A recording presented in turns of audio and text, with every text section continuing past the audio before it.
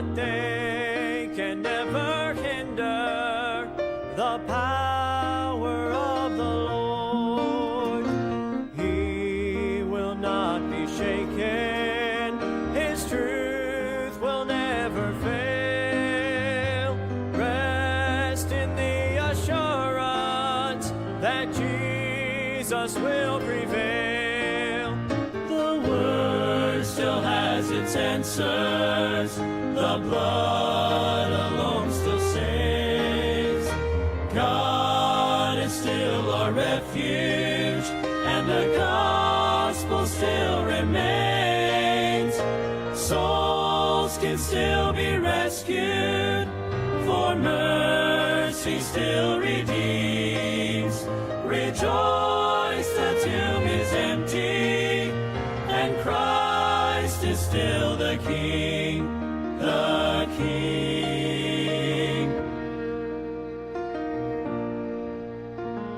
Never be discouraged, or let your heart forget. There is hope and victory, for Jesus conquered death. He'll return in power, but till that glorious day, lift His banner higher, stand strong and keep the faith. The Word still has its answers, the blood alone still saves. God is still our refuge, and the gospel still remains. Souls can still be rescued, for mercy still redeems. Rejoice, the tomb is empty, and Christ is still the King, the King. Oh, unchanging and unmoving, sovereign and supreme, our hope and our salvation, we still declare, we still believe. The Word still has its answers, the blood alone still saves. God is still our refuge, and the gospel still remains. Souls can still be rescued, for mercy still redeems. Rejoice, the tomb is empty, and Christ is still the King. Souls can still be rescued, for mercy still redeems. Rejoice, the tomb still empty.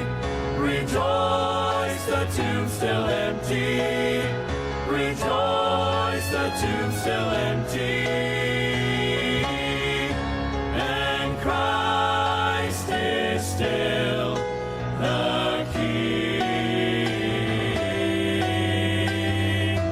Christ is still the King.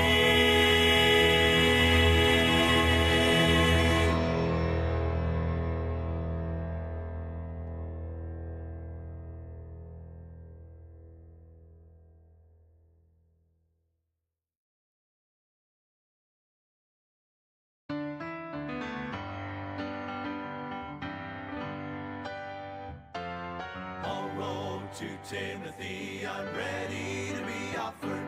The time of my departure now is at hand. I have fought a good fight.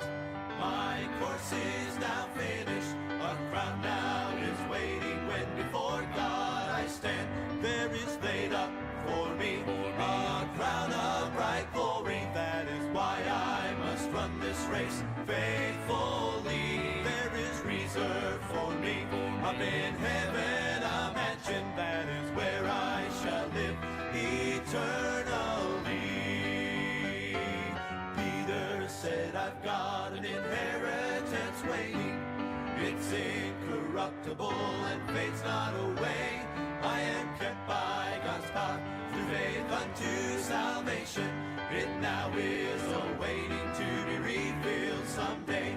There is laid up for me a crown of bright glory. That is why I must run this race faithfully. There is reserved for me up in heaven a mansion. That is where I shall live eternally.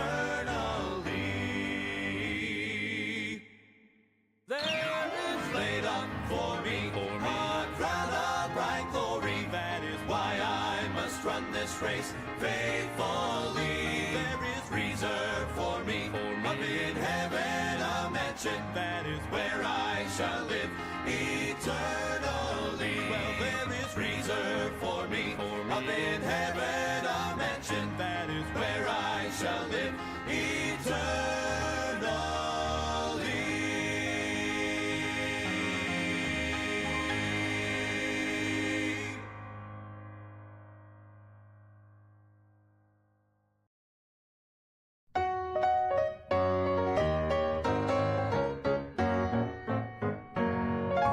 I've often wondered what heaven is like. Do the walls of jasper glisten in the morning light? Or will the crystal waters flow and carry praise on waves of glory? All the answers I will know when I take my flight. Make a bit of difference how large those mansions are. Fade off in the distance from the bright and morning star. So child, don't be disillusioned with all your questions here, 'cause you won't care or be disappointed when you get there. You will know that every question on earth has been erased when you need before His presence all majesty displayed. So come and live with me forever in the place that God's prepared, where every question will be answered. Heaven awaits.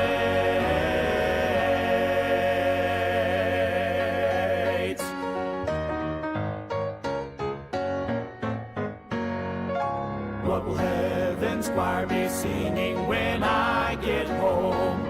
Will it be a new song never heard here below?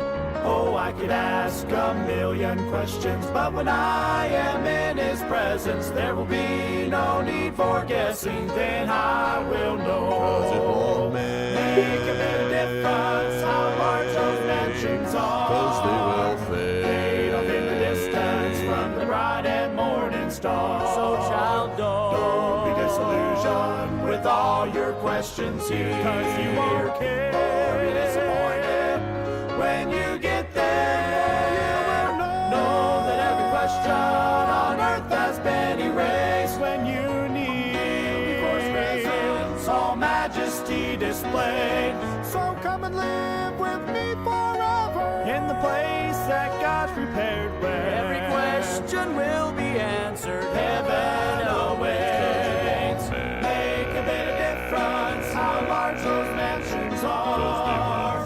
Fade off in the distance from the bright and morning star. So child, don't be disillusioned with all your questions here, 'cause you won't care or be disappointed when you get there.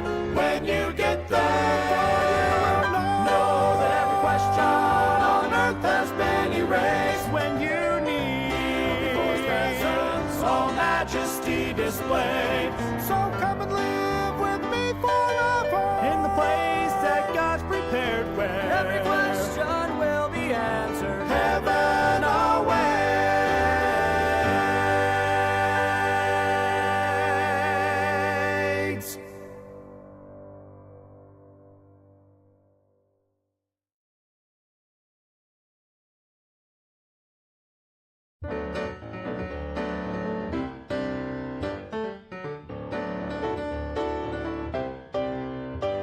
Elijah climbed the mountain, he was feeling down and out. It seemed like he was all alone, the only child of God around. He waited for a great and mighty visit from the Lord. but the wind and the fire and the earthquake didn't speak. It was a gentle whisper that brought him peace. Expect the unexpected when God's about to move. He will meet our every need in ways we wouldn't choose. Be still and know He's in control. His power will come through. Expect the unexpected and watch what God will do. You're holding to the hope that your deliverance will come.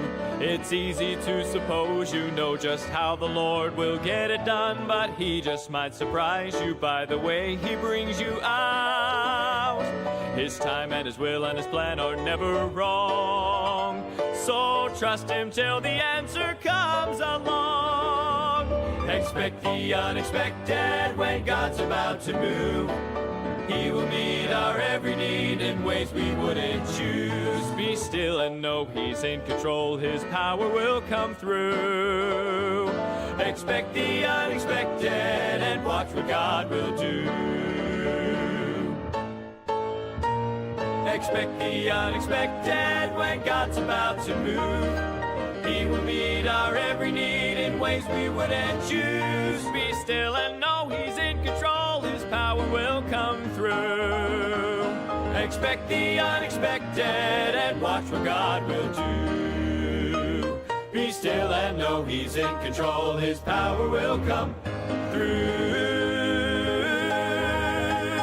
Expect the unexpected and watch what God will do.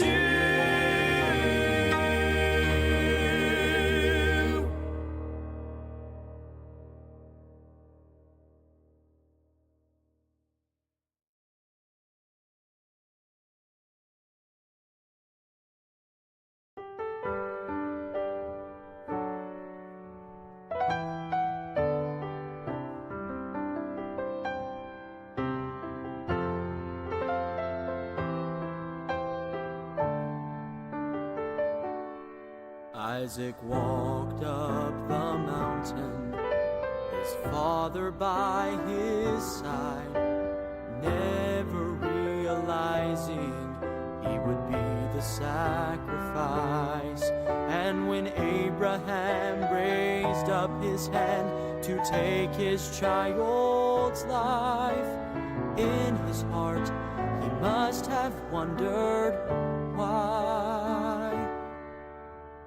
Sometimes God will take us to unexpected places, but in every situation we will find God will provide. God will provide beyond what we imagine, so much more than we can fathom.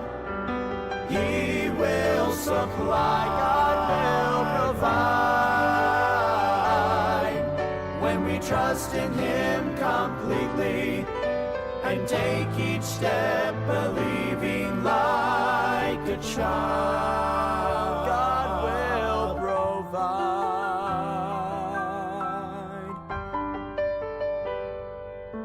On another hill called Calvary, a father's only son was offered as a priceless gift of faithfulness and love. Amidst the cry of all mankind, God reached down from above and covered us with Christ's atoning blood.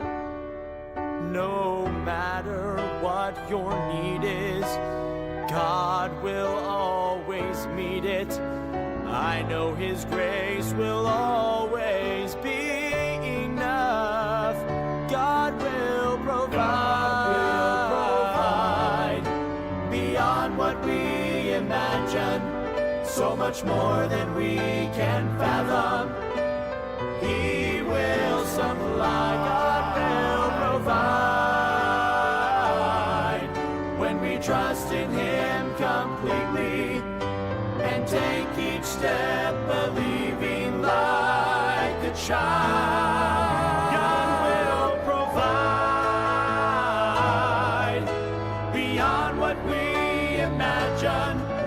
so much more than we can fathom.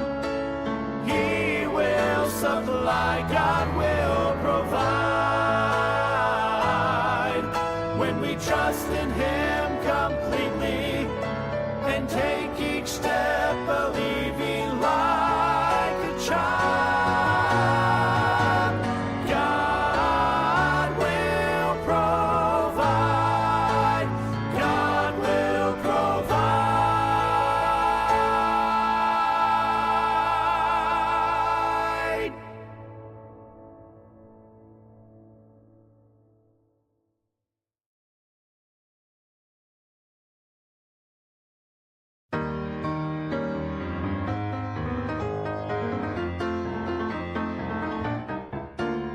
For many years we've heard about this man from Galilee. The Bible tells that Jesus was his name. Some will say that he was just a man like you and me. There was no greater reason why he came. But if I could, I'd take you to a humble little place where these blinded eyes were made to see. He opened up my heart and then he saved me by his grace. And now he means everything to me. He is to me my anchor. He is to me my rock. He is to me my Savior, in whom I place my trust. He is to me my comfort. He is to me my joy. He is to me my master. He is to me my Lord.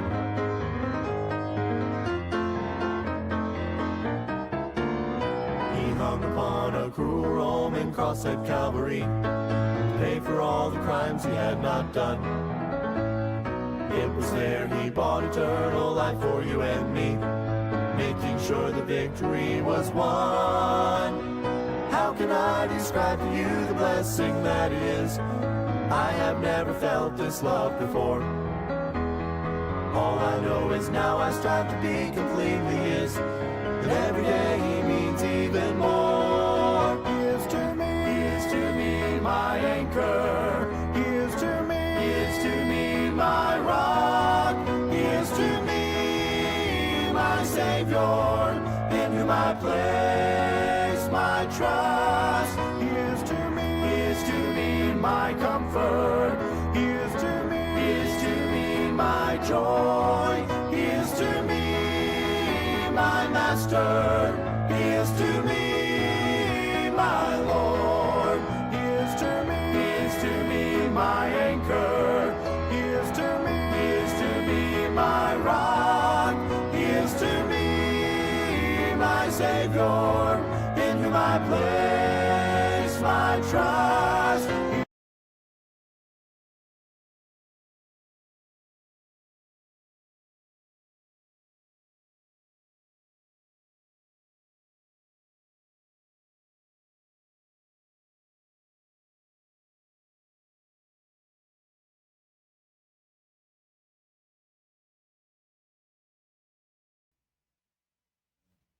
Amen. Good morning po sa inyo pong lahat. Isang mapagpalang umaga po sa bawat isa.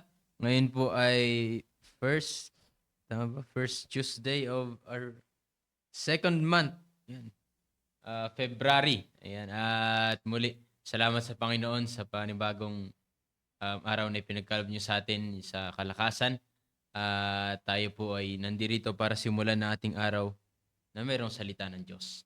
At sa mga nandyan po na maagang gumising, gusto po muna namin kayong batiin bago po tayo magtuloy-tuloy. Ayan. Sige, Pong, pakibati mo muna isa-isa mga nag-comment dyan sa Facebook Live. Diyan po si Ma'am Heidi Sanet. Good morning po. Good morning, ma'am. Kay Sir Salvador Bore. Good morning po. Morning po. Ma'am Emilia. Good morning po. Morning, ma'am. Ma'am Nelda Bore. Good morning po. Kay Ma'am Mayra. Good morning po. Mothers to mga nandito. Kay Ma'am Joyce. Good morning po. Good morning, ma'am. Ma'am Rolyn Sanet. Good morning. Sir Ariel, good morning po. Sir Judy Morales, good morning po. Wala, yun lang. Mga parents sa mga nandito. Kaya, andyan si Ma'am Mayra, Ma'am Joyce. Ma'am, maganda makapag-join sa Google Meet. Ito si GR tsaka si Denmar. Yan, para makapag-join sila sa ating devotion. And yan, sa umaga pong ito at sa buwan po na ito ay meron tayong maganda pag-usapan, especially sa inyong mga high schoolers. Okay? Our topic, ang team natin dito sa ating simbahan, ano yung ating team? That I may know Him. Ayan po yung ating team, that I may know Him. And sa ating pag-uusapan sa umaga pong ito, ang ating topic is knowing Christ in our soul winning. Okay? Knowing Christ in our soul winning. Since ang theme po natin sa ating dito sa ating simbahan ay to know Christ, that we may know Christ. Okay? And sa ating devotion, ngayon every Tuesday sa ating mga high schoolers, ang ating topic is knowing Christ in our soul winning. Knowing Christ in our soul winning. Kasi sa panahon natin ngayon, bihira ang mga high schoolers na nag-i-involve sa soul winning. Bihira yung mga young people na excited sa soul winning. Kaya nga ang ating pag-uusapan every Tuesday sa ating devotion is knowing Christ in our soul winning. Knowing Christ in our soul winning. And ano nga ba? Kaya nga maalala niyo yung sinasabi ng ating pastor, bakit ang topic natin is to know Christ, that we may know Christ. Kasi sabi nga, the main thing in our Christian life is to be like Christ. To be Christ-like. Okay? The main thing in our Christian life is to be Christ-like. Okay? Ang pangunahin sa ating buhay ay maging tulad natin ang Panginoong Jesucristo. Ito po ang pinakamahalaga. It is the main thing. Ito yung pangunahin na dapat maabot natin bilang mga anak ng Diyos. Kaya nga mga high schoolers, ito dapat yung lagi ninyong alalahanin. Tandaan ninyo na ang pangunahin sa ating buhay ay yung maging tulad natin ang Panginoong Jesucristo. Ang model ng ating buhay, ibig sabihin ng model ay yung tutularan mo. Okay? Ang model ng ating buhay ay kung paano namuhay ang Panginoong Jesucristo. Kung paano namuhay ang Panginoong Jesus. Okay? Kaya nga ang kokopyahin natin ay ang Panginoon. Okay? Ang kokopyahin natin ay ang Panginoon. Kung tatanungin ko kayo mga high schoolers, sino ang model ng buhay ninyo ngayon? O sino yung tinutularan ninyo? Diba? Sino yung ginagaya ninyo? Pero, alam nyo, sa ating buhay bilang mga anak ng Diyos, alam nyo sa mundong ito, may kanya-kanyang ginagayan. May kanya-kanyang iniidolo ang mga tao. Especially mga high schoolers.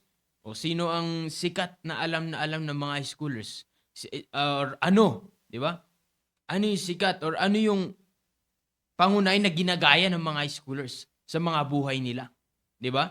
May kanya-kanyang tinutularan yan. Pero alam nyo, mga high schoolers, to dapat ninyo maunawaan, dapat natin maunawaan po na ang dapat kokopyahin natin bilang mga anak ng Diyos ay walang iba kundi ang Panginoon. Okay? Again, the main thing of our life bilang isang Kristiyano ay maging tulad natin ang Panginoong Jesucristo. That's why we will start in soul winning. Okay? We will start in soul winning. By the way, what is soul winning? Okay? What is soul winning? Ano nga ba pag sinabi po nating soul winning? Mga high schoolers, kayo, sabi ko nga sa inyo, laki nyo na naririnig to eh. Pero bakit kaya kakaunti pa rin ang nag-i-involve sa soul winning? Okay? Or marami nang may alam sa soul winning, pero bakit hindi pa rin ganun tayo? Kasi pagdating sa soul winning. Okay? Soul winning. Makikita na natin eh. Winning. Di ba? Soul winning. Ano yung win-win natin dito? Souls. Okay? Soul winning. Okay? Yan ang pag sinabi natin soul winning, nandyan na mismo yung definition niya eh. Yan. Pero, soul winning is the beginning of the main thing in our Christian life. Okay? Soul winning is the beginning of the main thing of our Christian life. Okay? Again, our goal is to be Christ-like. Kaya nga, ano yung pinakauna? Kumbaga, yung unang step to be like Christ, to win souls. Because soul winning is the beginning. Maalala nyo, narinig na rin natin to. Sinabi na ito ng ating pastor, ni Pastor Hill. Soul winning is not the main thing. But soul winning is the beginning. Yan yung pasimula ng pangunahin sa ating buhay bilang isang Kristiyano. Okay? Kaya nga, again, ang kinokopya natin ay kung ano ang ginawa ng Panginoon Kristo. Ang ginagaya natin sa ating buhay ay wala nang iba, kundi dapat ang Panginoong Jesucristo. Kaya nga, saan tayo magsisimula? In soul winning. Bakit? Why did Christ came down here sa ibabaw ng lupang ito? Bakit nga ba bumaba ang Panginoon Kristo dito sa lupang ito? Okay? Sabi dito sa Luke 19 in verse number 10. Yan. Kung diyan po sa mga naka-live, and kung mas maganda, ma-open nyo rin po yung Bibles ninyo para makita nyo mismo. Yan, para masundan po ninyo mismo. Okay? Ano sabi po dito ng Bible? Luke 19 in verse number 10. Sabi ng Bible, for the Son of Man. Okay, sino po ang tinutukoy dito na Son of Man? Wala pong iba kundi the Lord Jesus Christ. Na ano sabi ng Bible? For the Son of Man is come. Okay? Is come. Ang Panginoon Kristo, He came down here on earth. Bumaba po ang Panginoon Kristo mismo dito sa lupang ito. Bakit po? Ano sabi ng Bible? For the Son of Man is come. Para ano pong gagawin niya? To seek. Okay? To seek. Sino yung hahanapin ng Panginoon Kristo? Okay? That which was lost. Okay? Ang hahanapin ng Panginoon Kristo ay yung mga lost. Sino po yung mga lost? Wala pong iba kundi yung mga sinners. At tayo po yung mga tao. At hindi niya lang po tayo hinanap at natagpuan, kundi sabi ng Bible, He is come to seek and to save. Okay? Upang iligtas tayo. Why? Because we are lost. Okay?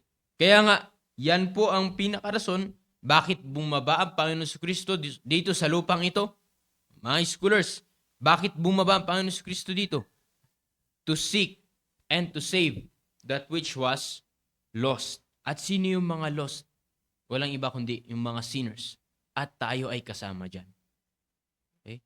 Paano tayo nakakilala sa Panginoon Kristo? Dahil mayroong Panginoon na bumaba dito sa lupang ito na natagpuan tayo at iniligtas tayo. Okay? Kaya nga, yun ang pangunahin na ginawa ng Panginoon Kristo. Kaya nga, yun ang kokopyahin natin. Di ba? Bakit bumaba ang Panginoon Kristo? To win souls. Okay? To win souls. Kaya nga, yun yung kokopyahin natin. Again, siya yung tutularan natin. Siya yung gagayahin natin. Okay? Siya yung gagayahin natin. Ang Panginoon Kristo mismo ang pinaka-example natin na dapat gayahin natin sa ating buhay bilang isang mga anak ng Diyos. Kaya nga, we have soul winning, the beginning of the main thing of our Christian life. Okay? In Matthew chapter 9, in verse number 36. In Matthew chapter 9, in verse number 36. Or from verse number 35. And makikita po natin dito, and Jesus went about all the cities and villages. Okay? Pumunta ang Panginoon Kristo sa mga cities, sa mga villages. Ano ang pinunta ng Panginoon Kristo doon? Bakit pumunta ang Panginoon Kristo doon? Ano sabi ng Bible dyan? Teaching in their synagogues and preaching the gospel of the kingdom and healing every sickness and every disease among the people. Okay? So makikita natin, ano yung pangunahin na ginagawa ng Panginoon Kristo? Nagpapagaling ang Panginoon Kristo, may mga miracles na pinapakita ang Panginoon Kristo. Pero ano po ang pangunahin dito na makikita natin? He is teaching and He is preaching the gospel. Okay?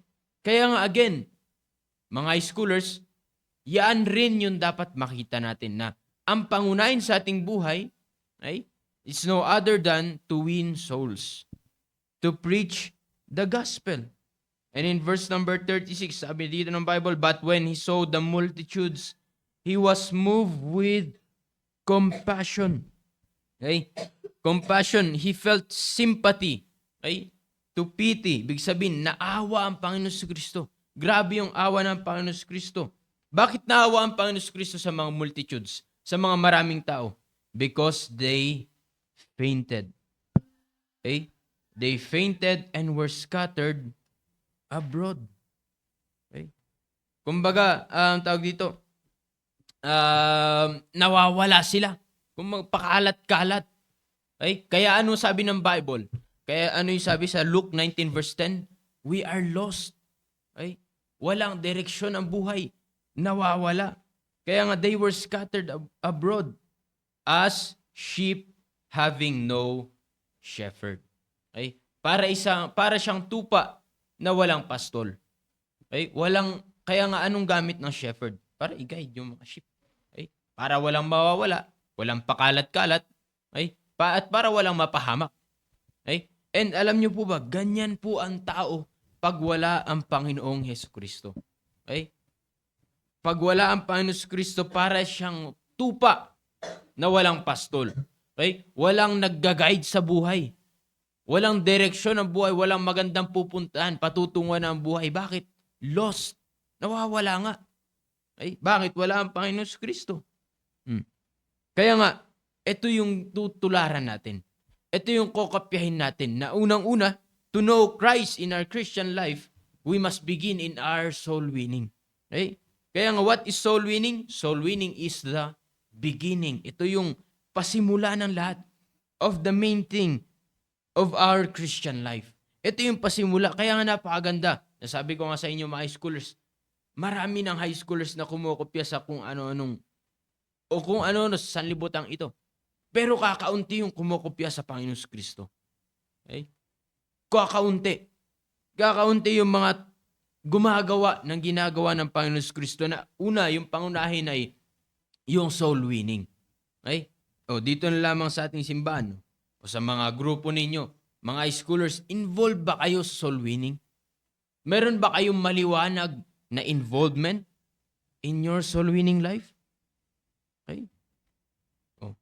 Ang soul winning ay hindi po ito natin ginagawa para sa ating pastor. Ang soul winning, hindi nyo yan ginagawa para sa inyong mga area leaders. At ginagawa nyo ito, bakit?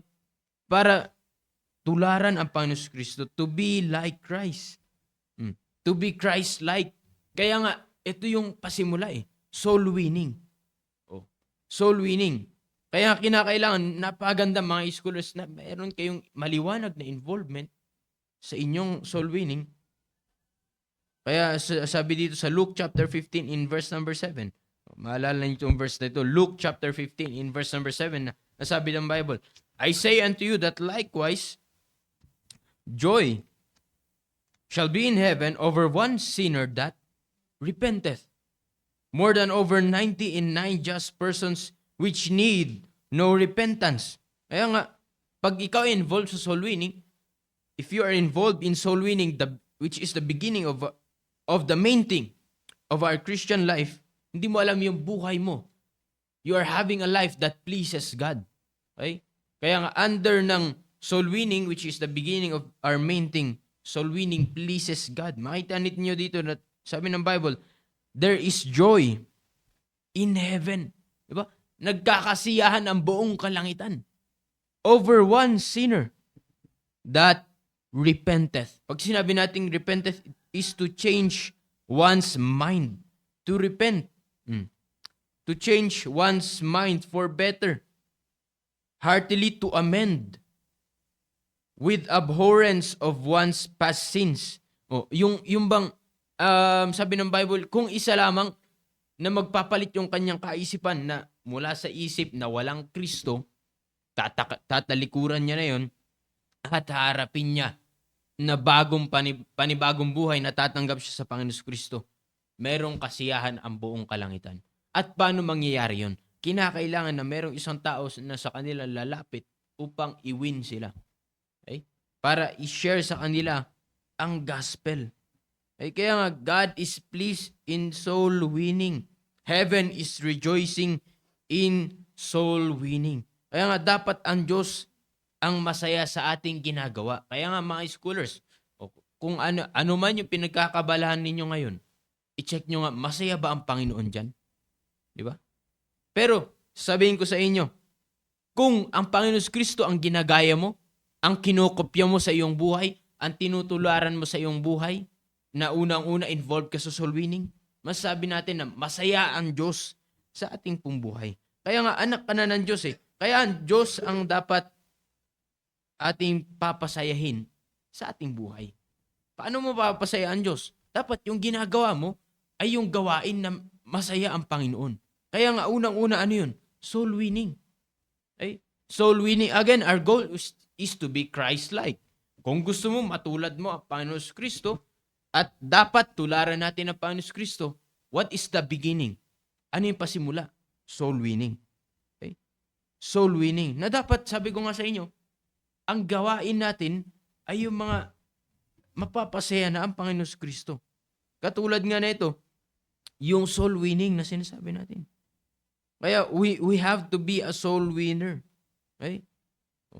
Bakit? Again, what is soul winning? Number one, soul winning is the beginning of the main thing of our Christian life.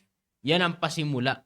Okay? Diyan nagsisimula lahat. And second, soul winning is part of our growing as a Christian. Okay? Soul winning is part of our growing as a Christian. Okay? Because a soul winner is a growing Christian. Ang isang tao, isang anak ng Diyos na involved sa soul winning, yan ay malagong anak ng Diyos. Yan ay malagong Kristiyano. Okay? Bakit po natin kinakailangan lumago sa ating buhay bilang isang Kristiyano, bilang isang anak ng Diyos? Dahil sabi ng Bible sa 2 Peter chapter 3 in verse number 18, but grow in grace. Kinakailangan nating lumago. We have to grow in grace and in the knowledge of our Lord and Savior, Jesus Christ. To Him be glory both now and forever. Amen. Kaya nga kinakailangan, okay, para ikaw ay lumalago bilang isang anak ng Diyos, okay, kasama ang soul winning. Okay? Parte yan ng paglago. Hindi mo pwedeng ihiwalay po ang soul winning sa iyong ginagawa, sa ating paglago bilang isang anak ng Diyos. In which growing is very important. Ano? Yung mga halaman, lumalago yan. Yung mga, lahat ng bagay, okay? Lumalago yan. Ganun rin po sa ating buhay bilang isang anak ng Diyos. Okay? Kinakasama po sa ating paglago yung ikaw ay involved sa soul winning. Nagsimula nung tayo ay naligtas, di ba? Simula yan nung tayo ay naligtas, tumanggap tayo sa Panginoong Hesukristo. Hanggang sa tayo ay nakarating sa bahay-sambahan, di ba? Step by step yan. Nung nakapunta tayo sa bahay-sambahan, nabaptize tayo. Kaya nga, lumalago, nagsimula doon na tayo ay mag-grow sa ating buhay bilang isang Kristiyano. Hanggang sa tayo na rin ang magbabahagi sa iba. Diba? Hanggang sa tayo na rin ang mag-soul winning. Okay? Lumalago ang buhay bilang isang anak ng Diyos. Okay? Let me tell you that you're not growing if you're not winning souls. Isa sa marka na hindi ka lumalago, hindi ka involved sa soul winning. Okay? And you will never grow without soul winning. Okay? Kasi kasama yan sa ating paglago bilang isang anak ng Diyos. Okay? Again, our goal is to be Christ-like. And ano po ang pasimula niyan? Soul winning. That is the beginning of the main thing in our Christian life. Yan yung pasimula. At since yan ang pasimula, yan ay kasama sa ating paglago. It is part of our growing as a Christian. Lalago yung buhay mo bilang isang anak ng Diyos. Hindi po ba natin alam na through soul winning, mula sa soul winning, maraming parte dito sa ating buhay na mababago rin mula sa soul winning. In winning souls, sa pag-share na salita ng Diyos, kinakailangan mo we need a changed life. Kailangan mo ng bagong buhay. Ikaw mismo yung nakaranas ng bagong buhay. And a changed life is a life that is growing in the Lord. Di ba? Kinakailangan ikaw muna yung may pagbabago sa iyong buhay. Di ba? Kaya nga, growing. Di ba? Kasama yan sa growing bilang isang anak ng Diyos. In 1 Peter chapter 2, in verse number 2. Sabi po ng Bible, as newborn babes desire the sincere milk of the word that ye may grow thereby. Diba? Kinakailangan mo lumago sa Panginoong Hesus Kristo. Kaya nga, hindi ka magiging committed na soul winner hanggat hindi ka muna ligtas. Hindi po pwedeng mangyari na soul winner ka pero hindi ka ligtas. Magsisimula lagi yan sa pagbabago ng buhay. Okay? Kaya nga kung ikaw ay anak ka na ng Diyos, tinanggap mo ang Panginoon Kristo, ang dapat tularan mo sa iyong buhay ay walang iba kundi ang Panginoon Kristo. At magsisimula yan sa soul winning. Bakit? Kasama yan sa paglago natin bilang isang anak ng Diyos. Hindi ka kailanman tatagal na ibahagi ang isang bagay na wala sa iyo. Di ba? Kaya nga kinakailangan, ikaw muna. Nasa iyo muna. Totoo ba na anak ka na ng Diyos? Totoo ba tinanggap mo ang Panginoon Kristo? At kung totoo, bakit hindi mo rin ibahagi sa iba? And pag iyan ay nagagawa na natin, pagpapakita lang po na yan lamang na you are growing in your Christian life. Sabi nga ng 2 Corinthians chapter 9 in verse number 10, now he that ministereth seed to the sower both minister bread for your food and multiply your seed sown and increase the fruits of your righteousness. Okay? Kaya nga, if you're saved, you have to win souls. At kaya nga, pag nagsosoul winning ka, dito tayo lalago, lalo, at patunay ito na ikaw ay lumalago. Bakit? Involved ka sa soul winning. Again, hindi tayo kailanman lalago sa ating buhay bilang isang anak ng Diyos kung wala tayong soul winning. Hindi ka kailanman magiging masigla sa iyong paglilingkod sa Diyos if you're not winning souls. Paano tayo mamumuhay na katulad ng buhay ng Panginoon Kristo kung hindi tayo magso-soul winning? Di ba? Iyan nga yung pinakarason bakit bumaba ang Panginoon Kristo dito. To win souls. Okay? To win souls. At para matulad natin ng Panginoon Kristo, magsisimula tayo ngayon sa soul winning. Okay? Magsisimula tayo ngayon sa soul winning. Kaya sabi ng Bible, grow in grace and in the knowledge. Yung kaalaman. It is God's knowledge that we are able to share. Okay? To win souls. Alam nyo ba na kaalaman niya na nagmumula sa Panginoon? Di ba? Kaalaman niya na nagmumula sa Diyos. Okay? Maraming tao na maraming alam sa mundong ito. Okay? Pero hindi nila alam yung mag-soul winning. Hindi nila alam yung mag-share ng salita ng Diyos. Pero alam nyo ba yung, sa inyo mga high schoolers, yung alam ninyo na mag-share ng salita ng Diyos? Yung ibahagi nyo ang Panginoon Kristo? Na kinakailangan tanggapin ang Panginoon Kristo? Yan ay kaalaman na hindi kailanman ninyo matututunan sa sanlibutan ito. Bakit? Kaalaman niya nagmumula sa Panginoon. Nagmumula sa Diyos. Okay? Kaya nga, yun yung pinakamaganda na makita natin that soul winning is part of our growing as a Christian. And growing is continuous. Tuloy-tuloy yan. Kaya nga, yung soul winning natin ay hindi dapat mapuputol. Tuloy-tuloy yan. Okay? Tuloy-tuloy yan. Hindi dapat yan maputol sa ating buhay bilang isang anak ng Diyos. Hindi po pwede na may ministry ka, pero wala kang soul winning, hindi po pwede yun. Hindi ka kailanman tatagal sa iyong ministry. Kaya ang pangunahin talaga is soul winning. Okay? Soul winning. Kaya nga, isa pa sa maganda dito, mga schoolers, ay yung ikaw ay involved sa soul winning, magiging busy ka sa soul winning. Okay?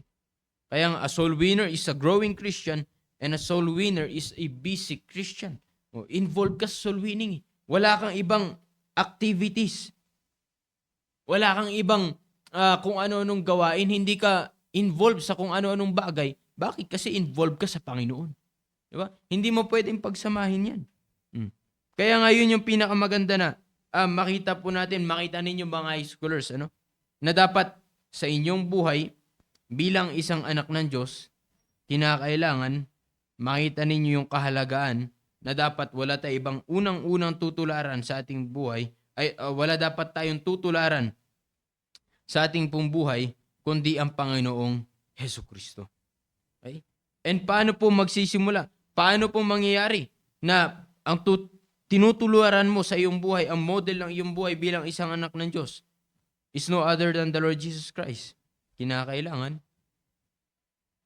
mag-i-start tayo sa ating soul winning. Okay? Mag-i-start tayo sa ating soul winning. Okay? Kaya nga, again, number 1, what is soul winning?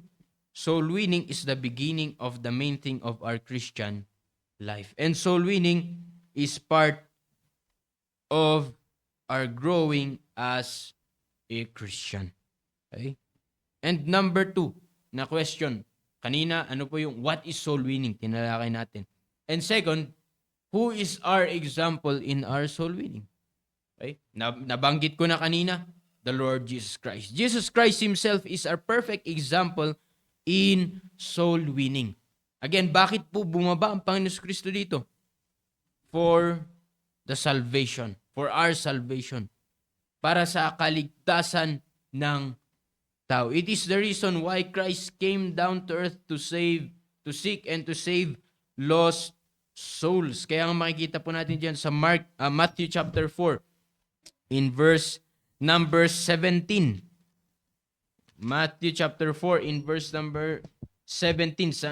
Sabi dito ng Bible, from that time Jesus began to preach. Ay, sino yung nagpipreach dito? The Lord Jesus Christ. And to say, repent, for the kingdom of heaven is at hand. Diba? So, ang Panginoon Kristo mismo ay nagso-soul winning. Nag-soul winning mismo ang Panginoon Kristo in Mark chapter 1 in verse number 38.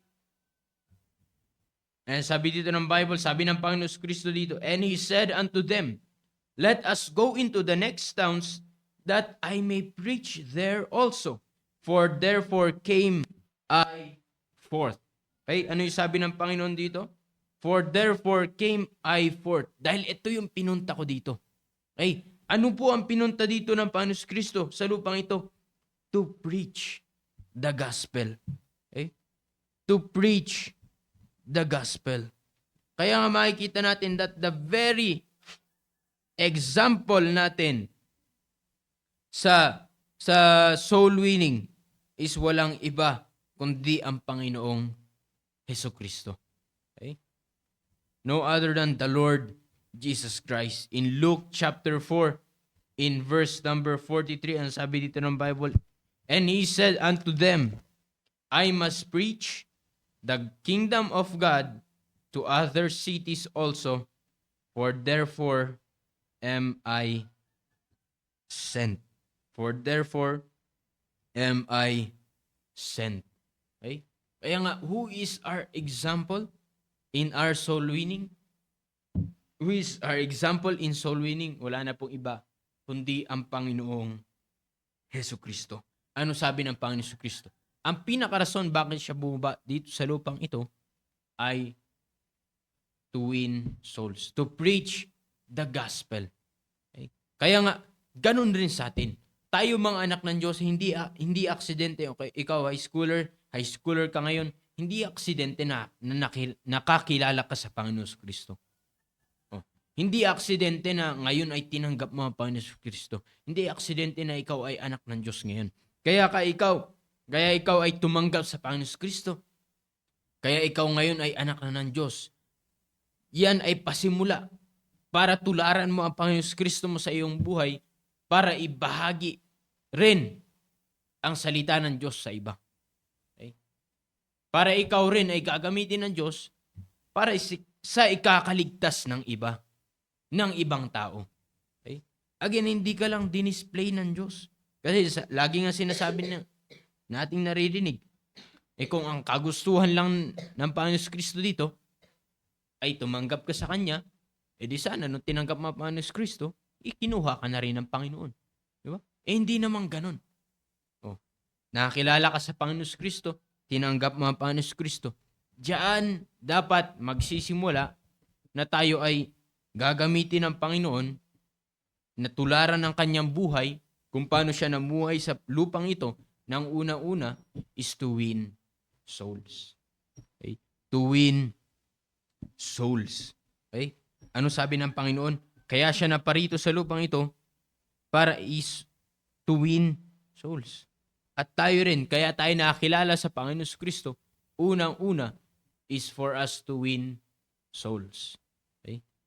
O kung totoong tinanggap mo ang Panginoon Kristo, high schooler, kinakailangan i-share mo rin ang kaligtasan na tinanggap mo. Okay? Sa'yo, tinanggap mo ang Panginoon Kristo, bakit? Merong lumapit sa'yo. Merong, tawag dito, merong naglakas na loob para i-share sa iyo ang kaligtasan at ngayon ikaw tumanggap ka na sa Panginoon Kristo, ano rin naman ang gagawin mo? Total, tinanggap mo ang Panginoon Kristo, ang gagawin din mo rin naman dapat, ibahagi yan sa iba. Okay? Kaya nga, again, our topic is that we may know Christ. Okay? To know Christ. Okay? Para makilala natin lalo ang Panginoon Kristo, lalo nating maranasan ang Diyos sa ating pong buhay. And the main thing in our Christian life is to be like Christ, to be Christ-like. Kaya nga, ano yung pasimula neto? Soul winning. Kaya nga kinakailangan, maunawaan ninyo mga schoolers, bakit kaya paulit-ulit dito sa simbahan yung soul winning? Diba? Bakit pinupush tayo sa soul winning?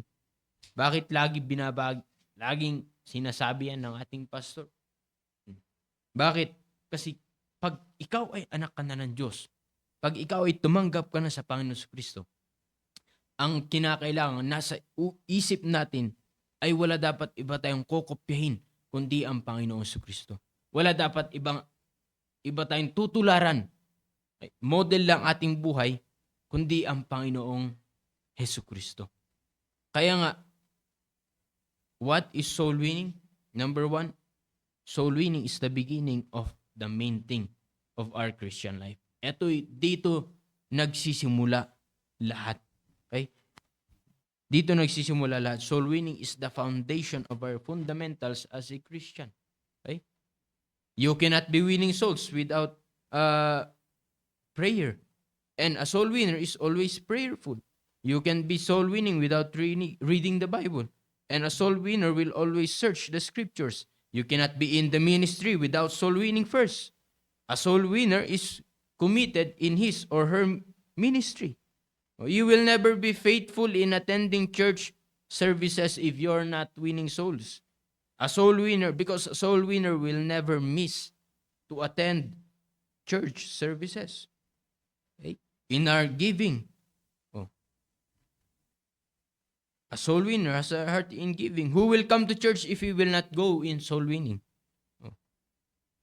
Who will be our disciples if we will not go? Soul winning. Kaya nga soul winning is the beginning of the main thing of our Christian life. Kumbaga, ito nga dito nagsisimula lahat. Okay? Ng aspeto ng ating buhay bilang isang Kristiyano. Okay? Kaya nga, what is soul winning? Soul winning is the beginning of the main thing of our Christian life. And second, soul winning is part of our growing as a Christian. Okay? Kaya nga, ang tutularan dapat natin, sino? The Lord Jesus Christ. Paano natin tutularan? Magsisimula yan sa soul winning. At sa ating buhay bilang isang Kristiyano, hindi pwedeng hindi ka lumalago. Kaya nga, paano tayo lalago? Kasama dyan ang soul winning. Parte po dyan ang soul winning. Okay? Kaya nga napakalaga ng soul winning. And second question, who is our example in soul winning? No other than the Lord Jesus Christ. Okay?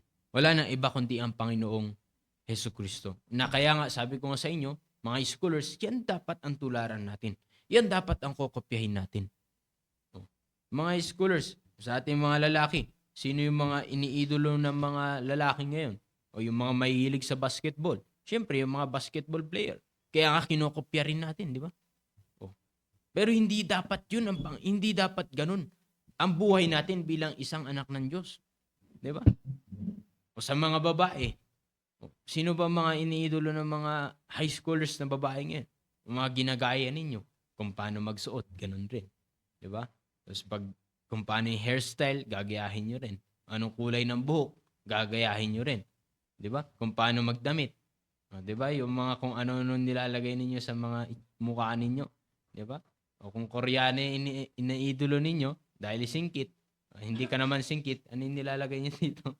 Di ba? Oo. Di ba? Kinokopya ninyo. Ginagaya ninyo. Tinutularan ninyo. Di ba? Pero alam nyo ba, hindi dapat ganyan ang focus na inyong buhay. Hindi dapat ganyan. Sino man ang unang-unang dapat tularan natin ay walang iba kundi ang Panginoon Kristo. Kaya nga kung ano ang ginagawa ng Panginoon Kristo, yun rin dapat yung gagawin mo. Kaya nga unang-una, ano ang ginawa ng Panginoon Kristo? Ano ang pinunta ng Panginoon Kristo dito sa lupang ito? To win souls. Kaya nga paano natin magiging katulad ang Panginoon Kristo? Saan tayo magsisimula? Sa soul winning. Sa soul winning. Kaya nga, yung dapat tutularan natin bilang isang anak ng Diyos. In order to know Christ, o sa ating buhay, to experience Christ in our life. Para matularan mo ang Panginoon Kristo, magsisimula tayo sa soul winning. We will start in soul winning. Kaya nga, natalakay po natin ngayon, what is soul winning and who is our example in soul winning. Kaya nga, dapat maintindihan ninyo yan. O kaya nga mga high schoolers, kung saan man kayo dapat unang-unang involved, dapat sa soul winning. Dapat ang makilala ninyo sa inyong buhay at unang-unang maranasan ninyo sa inyong buhay ay walang iba kundi ang Panginoon Kristo. At saan tayo magsisimula? Soul winning. So, ganun din po sa lahat po na nakikinig po sa atin. And kung may nakinig man na mga high schoolers na dyan, na nandyan na, yan dapat yung tandaan natin lagi. Yan dapat yung lagi mong alalahanin sa iyong buhay. And same as sa mga nakikinig po ngayon. Dahil majority na nakikinig ngayon, yung mga parents. Kaya nga napakalaga. Napakalaga po ng ating devotion na ganito. For us to know Christ. And to experience Christ in our lives. At paano po mangyari yun? Again, mag-start po tayo sa soul winning. Because soul winning is the beginning of the main thing of our Christian life, to be like Christ. Kaya nga, kinakailangan involved kayo sa soul winning. Diba? Paulit-ulit na ito. Bakit paulit-ulit? Kasi sabi ko nga, kakaunti pa lamang yung involved sa soul winning talaga. Especially mga high schoolers. Kakaunti pa lamang talaga yung mga nag-i-involve sa ating simbahan, lalo soul winning. Diba? O sa inyong mga school, sino kaya dyan yung tuloy-tuloy kayo sa pag-share ng salita ng Diyos? Diba?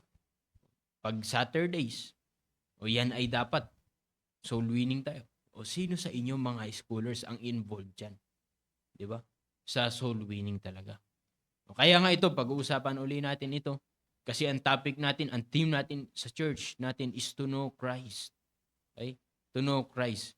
Kaya nga, hindi mo kailanman makikilala ang Diyos. Mararanasan ang Diyos sa iyong buhay kung hindi ka nagso-soul winning. Kaya nga, be involved in soul winning. Kaya ngayon pa lamang, ngayon ay papasok kayo sa inyong mga eskwelahan ulit. Alam nyo na yung soul winning. Lagi nyo nang naririnig. Dapat gawin natin. Gawin ninyo. Ang daming tao sa inyong eskwelahan, yan ay binibigay ng Diyos sa pagkakataon para makapag-share ka. Hindi lang basta makapag-share ka, kundi nga, ang pinag-uusapan natin dito is to be Christ-like. Pasimula mo yan. Na ang kinokopya ng iyong buhay ay walang iba kundi ang Panginoon Kristo. Okay? So, I hope dyan po ako po yung naging blessing sa inyo sa maikling oras na ating pong pag-uusap mula dyan. Okay? Kaya nga, again, ang topic natin every Tuesday, mga scholars, is knowing Christ in our soul winning. Okay? Knowing Christ in our soul winning. Okay? And maraming salamat sa mga nakinig at bago natin batiin muna kung merong mga naidagdag na viewers dyan. Of course, lagi naman natin ginagawa itong mga scholars po dito ay isi-share rin po nila yung mga natutunan nila sa umagang ito. Okay? Sige, simulan mo na. Ang natutunan ko po ngayon ay we are lost in this world, but God is come. Pero ang Diyos po ay pumunta po dito para i-seek and to save po tayo. At dahil pong mga scholars ngayon na iba po ang ginagaya at kinakaya po ang Diyos. Pero sabi po ni Sir Mersha kanina na to be like Christ is the main thing. At ang sabi rin po kanina ni Sir Meshach na soul winning pleases God. Kaya po, yung first point niya po kanina na soul winning is the beginning of our main thing na ang natutunan ko po doon ay na hindi po tayo lalago kapag hindi po tayo nag soul winning. At sabi rin po kanina ni Sir Meshach na you cannot have ministry when you're not winning souls. At yun lang po.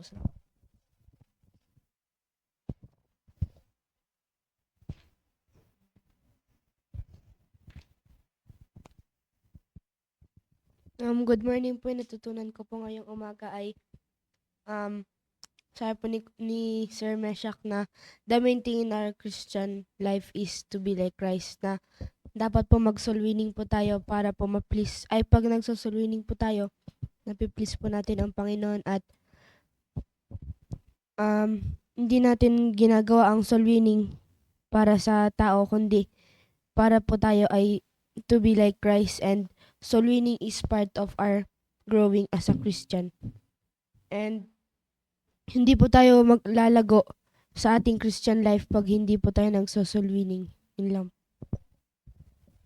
Ngayon po sa ating lahat, natutunan ko po ay dapat po ang Diyos ang papasahin natin sa ating buhay, at isa sa marka ang hindi ka lumalago ay kapag di ka po nagso-soul winning at tinanggap mo na si Kristo. Yan ang pasimula na upang maging tulad ni Kristo, at ang soul winning ang simula ng ating main thing sa ating Christian life, at dapat ang Panginoon ang tularin natin at soul winning ang simula ng buhay natin bilang isang Christian. Good morning po sa ating lahat. Ng natutunan ko po ay soul winning ang umpisa ng buhay natin bilang isang anak ng Diyos, at soul winning is part of your growing in your Christian life. Ang halimbawa natin sa soul winning ay ang Panginoon, at yun lang po. Good morning po sa ating lahat. Yung natutunan ko po is yung soul winning po is kaalaman na hindi po natin makukuha sa kamunduhan. And kung tinanggap na po natin si Kristo, kailangan po natin mag-involve sa soul winning. And yung halimbawa po natin sa pagsa-soul winning is wala na pong iba kundi yung Panginoon.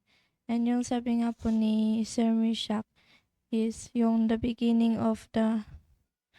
winning is the beginning of the main thing of our Christian life, and soul winning is the part of our growing in our Christian life. Yun lang po.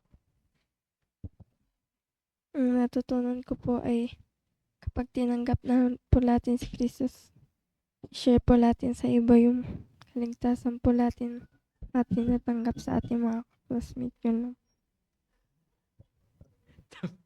Tapos naman na. Okay, thank you. And may mga inaidagdag. Parang nandiyan sila Ma'am Virgie. Ano? Yun naman mga inaidagdag. Grabe yan. May aso. Mga tahol. And si Sir Gilbert. Tama ba si Morning Sir po. Gilbert? Good morning, sir. Si Sir Nilo. Ayan, Sir Wow. Nilo. Bira, kamusta, sir? Wow. Ayan, kailan ang punta ninyo dito, sir? Ayan. Si, Ma'am yun nga, Virgie. si Ma'am Virgie. Sino po mga, wala na.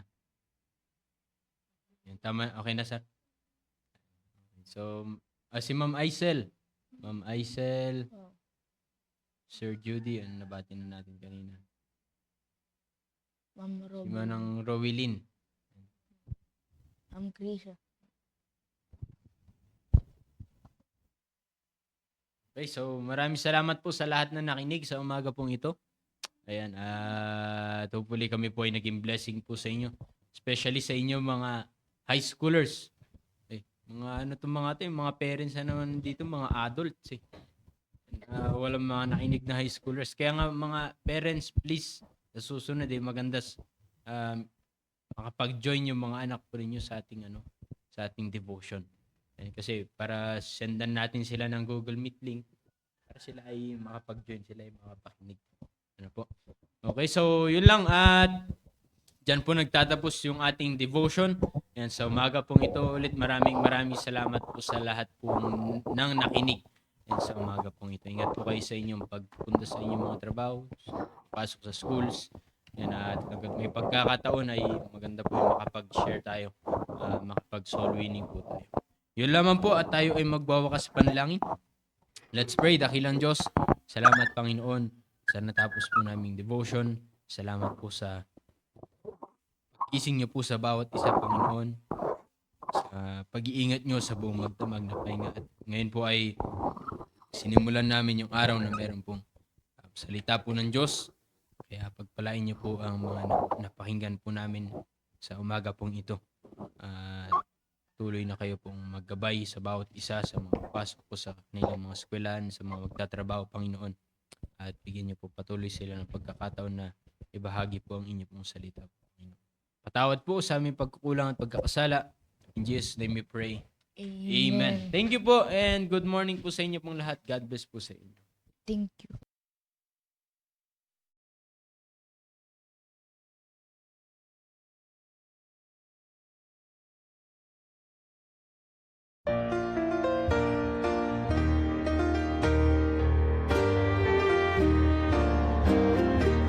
One day I heard a preacher preach. He said, "This world you're gonna leave, and when we die, we'll either go to heaven above or hell below." I bowed my heart, confessed my sin, invited Jesus to come in. The Savior turned me from the flames, and with a word He locked the gates. He locked the gate. He locked the gates of hell behind me, and then He threw the keys away. He locked the gate. He locked the gates, so give Him glory. There'll never come a day I'll have to enter such a place. For the day that I got saved, He locked the gates.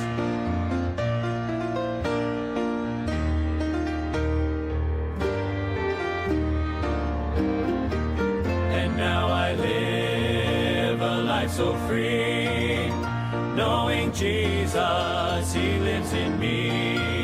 And when I fail, I plead the blood, alive and well, it's still enough.